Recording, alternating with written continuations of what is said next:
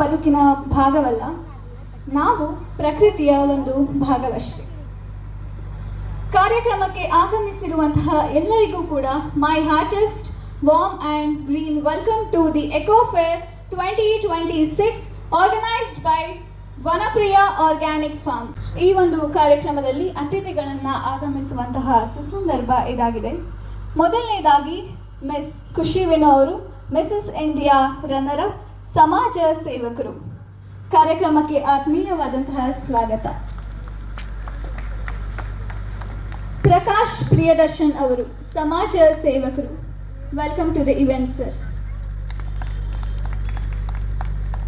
ವನಪ್ರಿಯ organic ಫಾರ್ಮಿಂಗಿನ ಮುಖ್ಯಸ್ಥರಾದಂತಹ ದೀಪ್ತಿ ರಾಜೇಶ್ವರಿ ಅವರು, ಕಾರ್ಯಕ್ರಮಕ್ಕೆ ಸ್ವಾಗತ.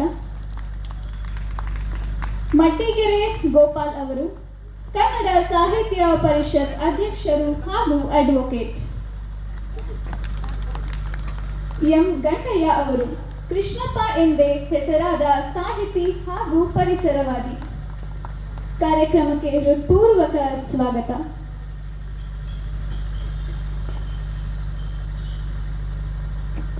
ಯಾವುದೇ ಒಂದು ಶುಭ ಸಮಾರಂಭವನ್ನು ಆರಂಭಿಸುವ ವೇಳೆ ದೀಪವನ್ನು ಬೆಳಗಿಸುವುದು ನಮ್ಮ ಸಂಸ್ಕೃತಿ, ಇದುವೇ ನಮ್ಮ ಪರಂಪರೆ. Light symbolises knowledge, hope and positivity. ಆ ನಿಟ್ಟಿನಲ್ಲಿ ಎಲ್ಲ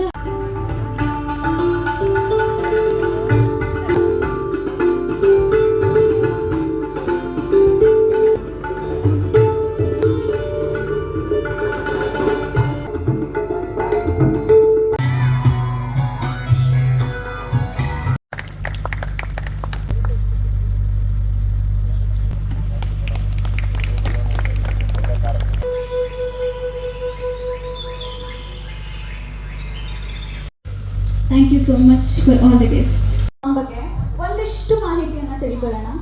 the eco club, food production emphasising soil health and sustainability. Vanapriya organic farm ಮುಖ್ಯಸ್ಥರಾದಂತಹ complete organic farming in 2 acres of land. ಇದುವರೆಗೆ 2,000 ಮರಗಳನ್ನು ನೆಡುವುದರ ಜೊತೆಗೆ ಒಳ್ಳೆ ಕೆಲಸ ಮಾಡಬೇಕಾದ್ರೆ ವಿಘ್ನಗಳು ಬಹಳ ಇರ್ತವೆ. ಸ್ವಯಂ ಬಹು ವಿಘ್ನ, ಅದಕ್ಕೆ ನೀವು ತಡ್ಕೋಬೇಕು, ಬಾಳಬೇಕು.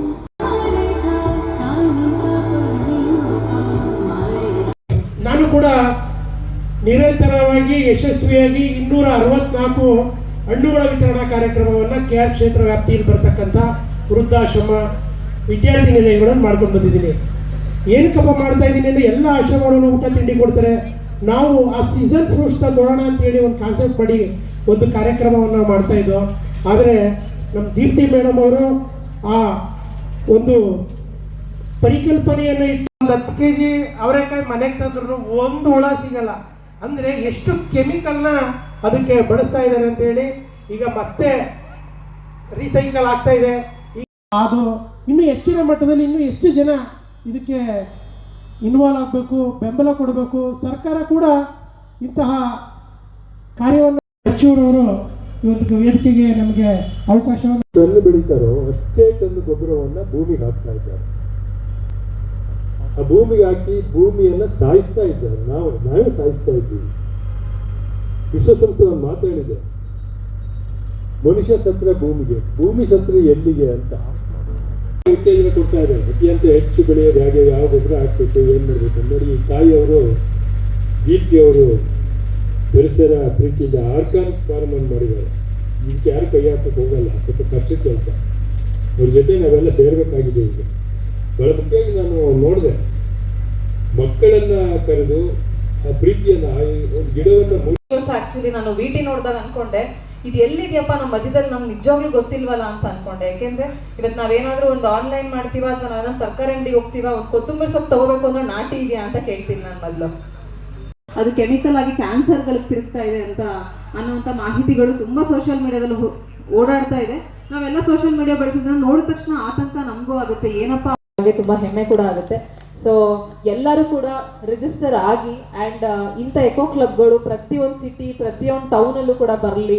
ನಮ್ಮ ಪರಿಸರವನ್ನು ನಾವು ಎಷ್ಟು ಗಟ್ಟಿಯಾಗಿ ಹಿಡಿತೀವಿ ಅಷ್ಟು ನಮ್ಮ ಉಸಿರನ್ನ ಧನ್ಯವಾದವನ್ನ ಹೇಳ್ತೀನಿ. ಇಂಥ ಅರ್ಥಪೂರ್ಣವಾದ ಕಾರ್ಯಕ್ರಮವನ್ನ ನಮ್ಮ ಮೈಸೂರು ಹಾಗೆ ನಮ್ಮೆಲ್ಲರಿಗೂ ಪರಿಚಯ ಮಾಡಿಸ್ಕೊಟ್ರು. ನನಗೆ ಭಾರಿ ಖುಷಿ ಆಗುತ್ತೆ. ಧನ್ಯವಾದ ಮಹಾನ್.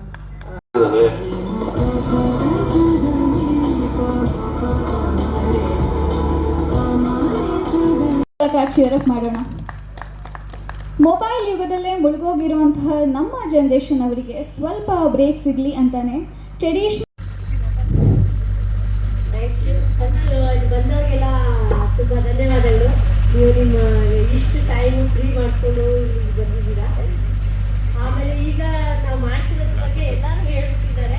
ಸೊ ಆ ನಿಟ್ಟಿನಲ್ಲಿ ಮಕ್ಕಳಿಗೆಲ್ಲ ಒಂದು ಅರ್ಥಪೂರ್ಣವಾಗಿ ಅವ್ರಗಳಿಗೆಲ್ಲ ಒಂದು ಟೂರ್ ತರ ಮಕ್ಕಳಿಗೆ ನಾನು ಹೋದಾಗ ಮಕ್ಕಳ ಬಗ್ಗೆನೇ ಹೆಚ್ಚಾಗಿ ಮಾತಾಡ್ತಾ ಇರ್ತೀನಿ. ಏನಕ್ಕೆ ಅಂದ್ರೆ ಮಕ್ಕಳಿಗೆ ಇವತ್ತು ತುಂಬಾ ಒಂದು ವೈಟಮಿನ್ ಕೊರತೆಗಳು, ತುಂಬಾ ಒಂದು ಪ್ರೋಟೀನ್ ಕೊರತೆ ಇದೆ. ಏನಕ್ಕೆ ಅಂದ್ರೆ ಮಕ್ಕಳು ಮೊಬೈಲ್ ಬಿಟ್ಟು ಸೂರ್ಯನ ಕಿರಣ ಜೊತೆ ಆಚೆಗೆ ಬರಲ್ಲ, ಬೆಳಕಿಗೆ ಬರ್ತಾ ಇಲ್ಲ. ಮಕ್ಕಳೆಲ್ಲೋ ಒಂದ್ ಕಡೆ ಕತ್ತಲೆಯಲ್ಲಿ ಕಳೆದೋಗಿದ್ದಾರೆ. ಒಂದು ಕ್ರಿಯೇಟಿವ್ ಇದು ಎಲ್ಲೋ ಒಂದ್ ಕಡೆ ಕಳೆದೋಗ್ತಾ ಇದೆ ಅಂತದೆಲ್ಲ.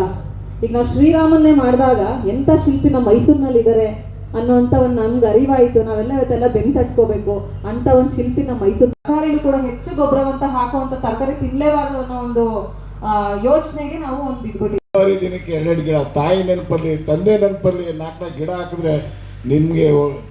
ಇಲ್ಲಿ ಬಂದಿರೋ ನಮ್ಮ ಎಲ್ಲ ಮಿತ್ರರು ನಮ್ಮದು ಒಂದು ವಿನಂತಿ, ಎಲ್ಲರೂ ಅಷ್ಟೇ ಜಾಗ ಇದ್ರೆ ಹೇಳಿ. ಒಂದು 250-300 ಗಿಡ ಹಾಕ್ತೀನಿ ಅಂತ ಹೇಳಿದ್ರೆ ನಾವೇ 250-300 ಗಿಡ ನಾವೇ ಹಾಕ್ತೀವಿ. ಹಣ್ಣಿನ ಗಿಡ ಎಲ್ಲ ಜಾತಿನೂ ನಾವು ಹಾಕಕ್ಕೆ ನಾವು ರೆಡಿ ಇದ್ದೀವಿ. ಪ್ರಾಣಿ ಪಕ್ಷಿಗಳಿಗೂ ಹೋಗ್ಬೇಕು. ನಮ್ಮ ಇದೆ ಬೆಳಿಗ್ಗೆ ವಾಕಿಂಗು ಜಾಕಿಂಗ್ ಎಲ್ಲ ಮಾಡ್ತೀವಿ. ಮನೇಲಿ ನಮ್ಮ ಕೆಲಸ ನಾವೇ ಮಾಡ್ಕೋಬೇಕು. ಅವಕಾಶ ಮಾಡಿಕೊಟ್ಟಿಗೆ ನಾವು ಧನ್ಯವಾದಗಳು. ಅವ್ರ ಜೊತೆ ನಾವು ಯಾವಾಗ ಇರ್ತೀವಿ. ದೇವರು ಒಳ್ಳೇದು ಮಾಡಲಿ. ನಿಜವಾಗೂ ಪರಿಸರದ ಬಗ್ಗೆ ತುಂಬ ಕಾಳಜಿ ಇದೆ. ನಮ್ಗೆ ಭಾರಿ ಖುಷಿ ಆಯಿತು. ಮನಸ್ಸು ತುಂಬ ಖುಷಿ ಆಗುತ್ತೆ. ಆದ್ರಿಂದ ತಂದೆ ಹೆಸರಲ್ಲಿ, ತಾಯಿ ಹೆಸರಲ್ಲಿ ಕಣ್ಣು ಡಾಕ್ಟರ್ ಈಗಿನ ಮಕ್ಕಳಿಗೆ ತಲೆ ಕೂದಲು ಬರೀ ಇದು ಒಂದೇ ಕಡೆ ಮಾಡಿ ಒಂದು 2 ಎಕರೆ